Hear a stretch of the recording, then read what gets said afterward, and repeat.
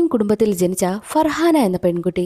അവളുടെ വിവാഹം കഴിഞ്ഞ് ഭർത്താവും 3 കുട്ടികളുമുണ്ട്.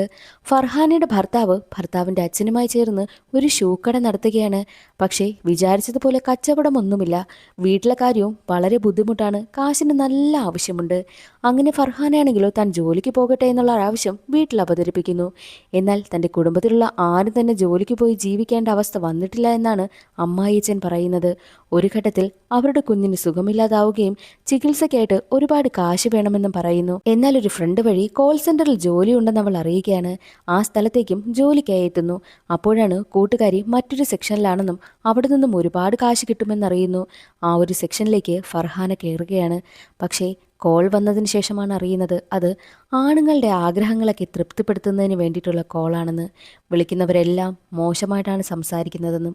പിന്നീട് ഫർഹാനയുടെ ജീവിതത്തിൽ കുറേ കാര്യങ്ങൾ സംഭവിക്കുന്നു. ഒട്ടും പ്രതീക്ഷിക്കാത്തൊരു വ്യക്തി അവളുടെ ജീവിതത്തിലേക്ക് കടന്നു വരികയാണ്. അവൾക്ക് എന്തൊക്കെ സംഭവിച്ചു എന്നൊക്കെ അറിയണ്ടേ? എങ്കിൽ നമുക്ക് വേഗം ഫർഹാന എന്ന തമിഴ് സിനിമയുടെ കഥ നോക്കിയാലോ?